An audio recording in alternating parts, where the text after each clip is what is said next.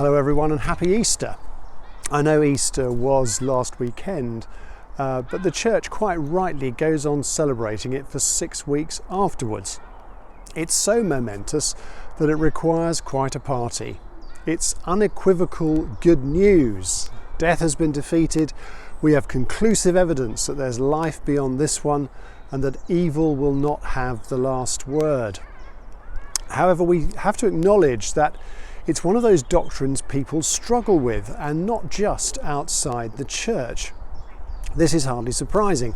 People do not come back to life every day, despite reports of near-death experiences. The clue there is in the word near. We're not saying in the resurrection that Jesus nearly dies and then revived. We're saying that he died and was resurrected, which is not the same as resuscitated. It's a completely different mode of existence.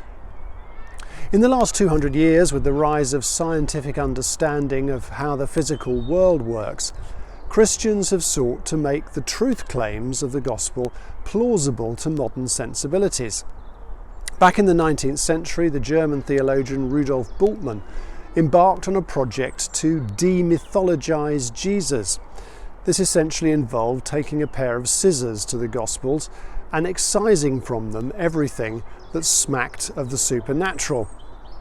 Unfortunately, when you do that, you aren't left with very much, other than some isolated moral teaching that really makes no sense separated from the life and claims of the person who delivered it.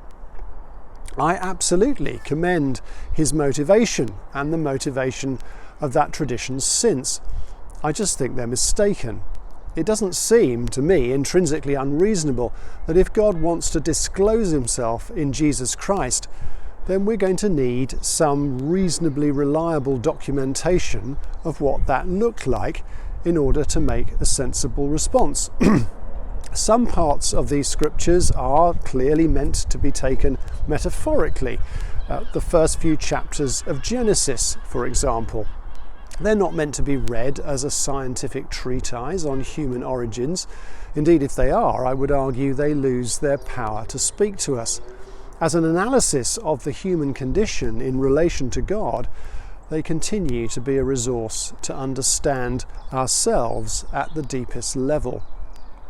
However, other parts of the scriptures are meant to be understood historically, in the way we would normally understand history. And I place the gospel accounts squarely in that category.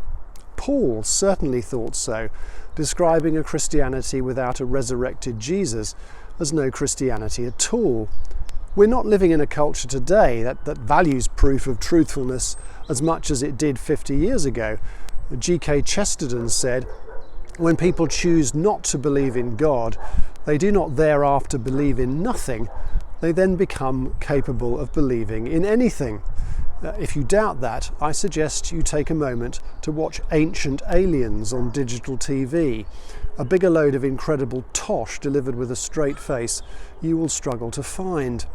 Much popular culture seems to be able to hold 10 mutually incompatible things together before breakfast without batting an eyelid.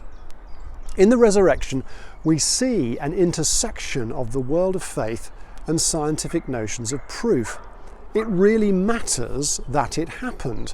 Without it, there is no Christian faith. With it, the gospel falls into place as a coherent and credible whole. Even some of our Jewish friends have been convinced. Pinchas Lapid, a German Jewish rabbi, said, "I accept the resurrection of Easter Sunday, not as an invention of the community of the disciples, but as a historical event." Later in the same book, he writes, "I cannot rid myself of the impression that some modern Christian theologians are ashamed of the material fact of the resurrection. For all those Christians who believe in the incarnation but have difficulty with the historically understood resurrection of Jesus, the word of Jesus of the blind guide straining out a gnat and swallowing a camel probably applies." I leave the last word to Mark Tully, the BBC journalist and one-time India correspondent. In 1996, he produced a series of programmes called The Lives of Jesus.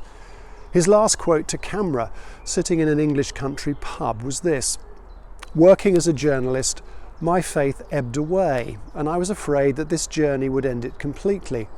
And talking of Jesus, he said he was virtually a failure in his lifetime.